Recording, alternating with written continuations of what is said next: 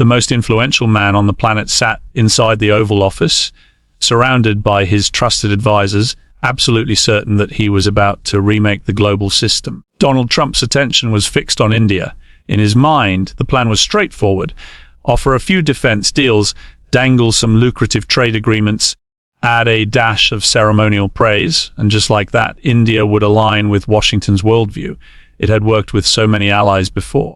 So why would this be any different? But what happened next would send shockwaves through corridors of power from Washington to Beijing. You see, Trump wasn't solely focused on China as America's chief rival. India, too, was part of his strategic calculations. His method, however, was steeped in old-fashioned diplomacy, the kind where America set the terms and developing nations obediently followed.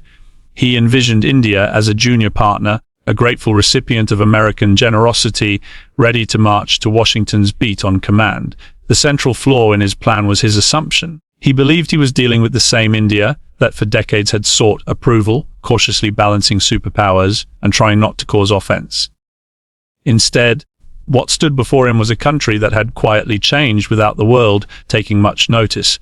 Enter Dr. S. Jaishankar. He was not the typical diplomat who cloaked every statement in endless jargon, but someone who exuded calmness, strategic thought, and an unsettling disregard for theatrics. When the Trump administration ramped up the pressure, expecting panic and concessions, Jaishankar reacted in a way no one saw coming. He listened intently, grasped their intentions, and responded with surgical precision.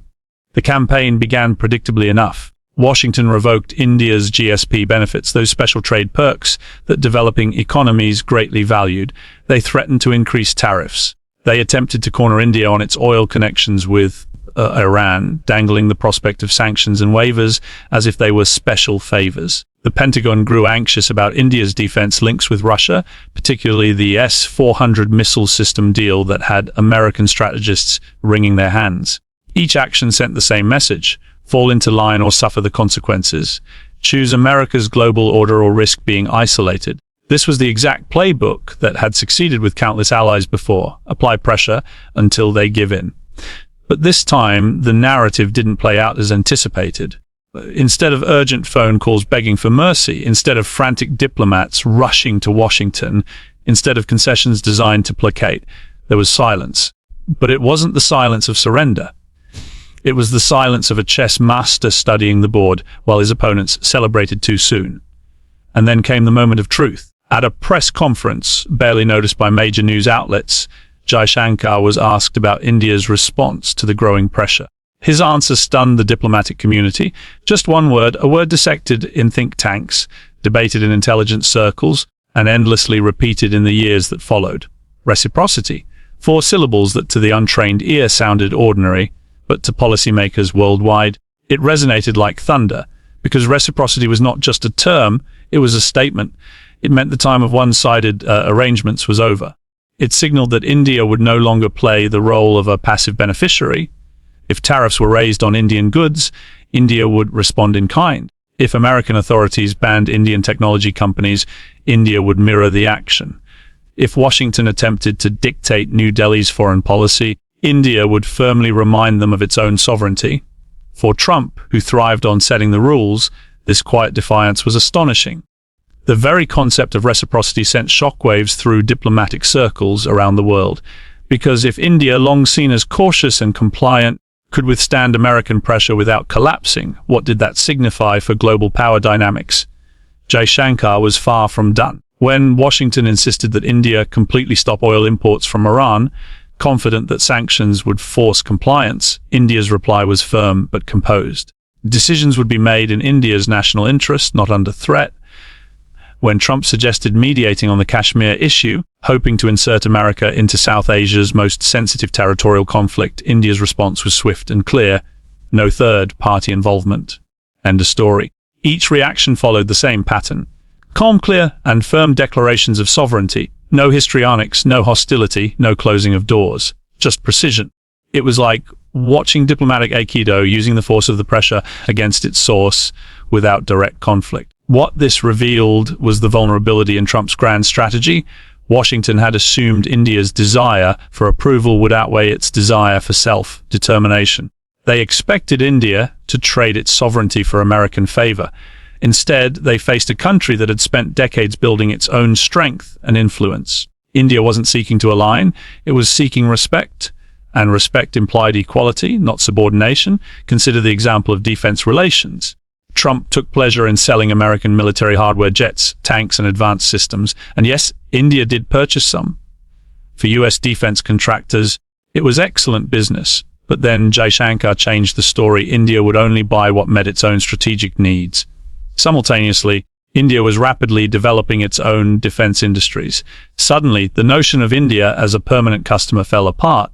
India was on a trajectory to become not just a buyer but a competitor. American firms found themselves facing competition not only from Russia and Europe, but from Indian companies pushing forward innovations in hypersonic weapons, anti-satellite systems, drones, and aircraft carriers. The model of dependency was dissolving. All of this was happening while Trump was doubling down on pressure tactics, unaware that Jaishankar was leading a quiet revolution in India's global approach. The old model of rigid non-alignment, where India cautiously avoided taking sides, was gone. In its place was something new: multi-alignment. India would engage with everyone, but always on terms that served its national interests. Partnerships were built on mutual benefit, not ideology or loyalty. India could strengthen ties with Russia while also expanding relations with the US. It could purchase oil from Iran while deepening bonds with Israel. India could negotiate with China on trade even while resisting aggression at its borders. To outsiders, this seemed inconsistent, even opportunistic, but at its core was a single consistent principle. India's interest came first, unapologetically. The Quad, the partnership between the US, India, Japan, and Australia, underscored this philosophy. Washington imagined it as a tool to contain China, but Jaishankar was clear. India's participation was based on its own Indo-Pacific vision, not as part of someone else's rivalry. Even when Chinese forces escalated tensions along the line of actual control, triggering the most severe border crisis in decades, India did not rush to Washington, begging for military protection. It relied on its own capabilities while still keeping diplomatic channels open with all sides. This independence, this quiet self-assurance, marked a fundamental change. India was no longer a way to be welcomed into someone else's order. It was creating its own place in the world. It was a masterclass in strategic autonomy, the capacity to be strong enough to manage your own challenges while still remaining engaged with the global community. The combined effect of all these moves was extraordinary. Nations worldwide began to notice India's conduct and started wondering if they could follow a similar path. Could a country engage with multiple powers without becoming beholden to any of them? Could it build genuine partnerships without sacrificing sovereignty? Could it stand up to superpowers and still avoid severe consequences? India's example proved the answer was a definite yes. But achieving this required something many nations lacked: the confidence to recognize their own worth and the patience to create alternative options rather than relying on a single powerful patron. Trump's frustration grew more evident as time passed. Here was a nation that was supposed to be thankful for American attention, eager for American approval, and willing to pay a price for American friendship. Instead, what he encountered was a country that treated the US as one important partner among many, not as the center of the global system. The psychological impact of this shift cannot be overstated. For decades, American foreign policy operated on the assumption that every country secretly wanted to move closer to the United States, that American recognition was the ultimate measure of legitimacy in international relations. Other states might resist Washington's pressure temporarily, but eventually they would fall into line. India shattered this assumption not through open rebellion or outright defiance, but simply by carving out its own independent path and sticking to it despite outside pressure. This was a quiet revolution that spread across the international system. Other governments began to observe how India navigated the global stage. They saw that independence did not mean isolation. They realized that being assertive did not mean being aggressive. They understood that rejecting unfair terms wasn't a sign of ingratitude. It was a clear expression of sovereignty. India's model soon became a case study in how middle powers could navigate competition between great powers without becoming pawns on someone else's chessboard. The transformation went far beyond diplomacy. It extended into every aspect of India's engagement with the world. In technology, India developed its own digital infrastructure instead of depending solely on American or Chinese systems. In space exploration, India created cost-effective solutions that competed with long-established players. In pharmaceuticals, India became a global supplier rather than just a consumer market for Western corporations. Each sector told the same story. India was evolving from a rule taker into a rule maker. It was moving from being just a marketplace to becoming a competitor, from being seen as a junior partner to standing as an equal stakeholder. And at the heart of this transformation was Jaishankar, the strategist and spokesperson for this evolution. His approach was revolutionary precisely because it didn't seem confrontational.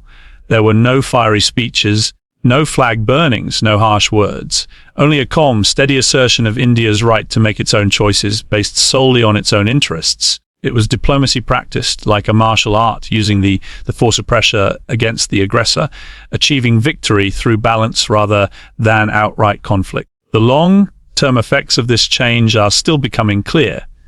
Trump's departure from office did not alter the fundamental reality that Jaishankar had helped solidify. Subsequent US administrations found themselves facing the same truth. India would never accept the role of a junior partner, regardless of who was in the White House or what incentives were offered. The influence of India's stance, however, went beyond Washington. Other countries began re-evaluating their own policies. The old binary choices, East versus West, alignment versus neutrality, dependence versus isolation, were giving way to more nuanced strategies that prioritized national interests over ideological allegiance. This might be Jaishankar's greatest achievement. He didn't just reposition India in the global order, he reshaped how the world itself thought about power, partnership, and sovereignty. He showed that in a deeply interconnected world, the most intelligent strategy wasn't to pick sides, but to build bridges that serve one's own interests while retaining enough flexibility to adapt to changing circumstances.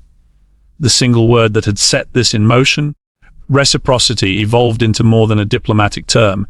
It became a philosophy of global engagement that placed mutual respect at the center of every relationship. It emphasized the truth that genuine partnership requires equality. It highlighted that sustainable alliances must benefit all sides, and that the strongest foundations for cooperation are based on shared interests, not historical dependency. When future historians analyze this period, they will mark it as a turning point. The time when the post-World War II structure of American dominance began giving way to a more multipolar, intricate order. And at the heart of that change will stand a quiet diplomat who understood that sometimes the most powerful response to pressure is simply refusing to give in. That is the true essence of real transformation. It doesn't announce itself with loud noises or drama. It introduces a new reality, one so steady and undeniable that others are forced to adapt. And in the story of India's rise under Jaishankar's guidance, that reality is of a world where sovereignty cannot be traded away, where dignity is not for sale, and where authentic partnerships are founded on respect rather than equality. The lesson is unmistakable. You cannot intimidate a nation that recognizes its own value. You cannot destabilize a country that has built its own foundation. And you cannot isolate a people who have already developed their own center of gravity. A single word, spoken with quiet conviction, can indeed change the course of history, especially when it is backed by the resolve of 1 billion people who have decided never again to ask for permission to be themselves.